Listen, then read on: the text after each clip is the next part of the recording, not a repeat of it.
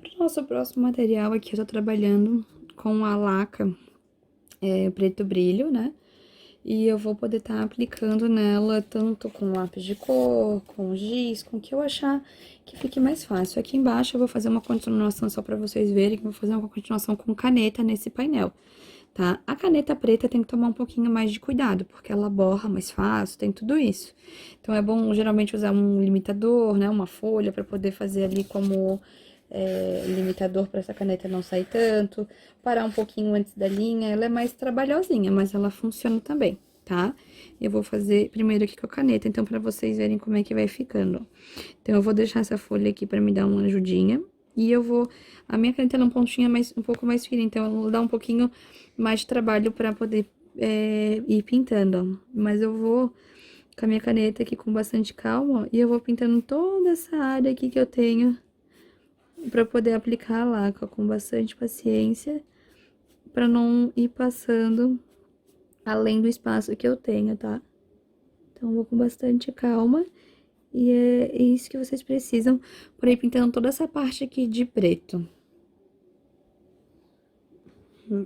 Bom, gente, então aqui, ó, finalizar, depois de tudo pintado, então, com preto, lembrando que, ó, que pode acontecer, às vezes dá um borradinho, sai um pouquinho, como a gente ainda vai desenhar um forno aqui dentro, vai pintar com outras coisas, não tem tanto problema, mas tem que tomar o máximo cuidado. Eu fiz um pouquinho rápido aqui, pra demonstrar a técnica, mas é sempre bom tomar um cuidadinho pra não ficar tão borrado, tá? Que a caneta preta, ela borra mais fácil.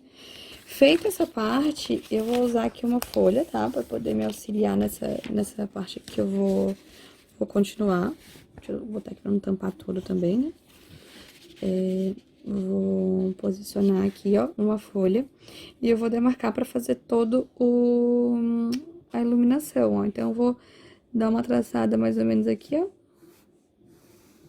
Agora, eu tô usando o meu lápis pastel branco. E eu vou dar uma riscada aqui, ó.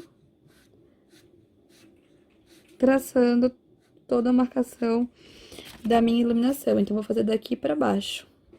Feito isso, eu vou fazer como se fosse um degradê aqui daqui pra baixo, tá? Eu vou ir riscando assim, ó, vou dando um pouco de coloração do branco e vou pontuando a iluminação que eu quero aqui pro meu desenho, tá? Eu não preciso pintar tudo, lembrando, eu preciso só dar uma iluminada em algumas partes.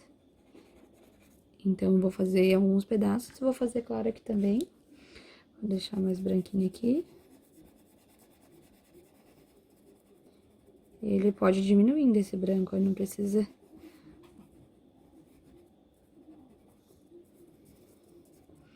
Ele pode dando umas falhadinhas, tá? Eu posso vir aqui com o dedo, ó, e dar uma misturadinha. E ele vai dando umas falhadinhas, esse branco, ele não fica tão acentuado, que não precisa também acentuar ele em todas as partes. Em algumas eu deixo mais intenso, em outras eu deixo mais neutro. Então, hoje, o pastel branco, se eu passar o dedo, ele dá uma misturada. E eu vou dando esse contraste de luz, e eu posso ir dando em todo o meu desenho, tá? Em todo o resto aqui do desenho, eu vou meio que dando uma luz. Aí, sempre lembrando aqui que como eu já marquei assim, ó, eu fiz isso, eu levo até o final do desenho em todo o preto que aparece, tá? Depois eu vou mostrar aqui, então, pra vocês quando eu finalizar toda a parte de luz.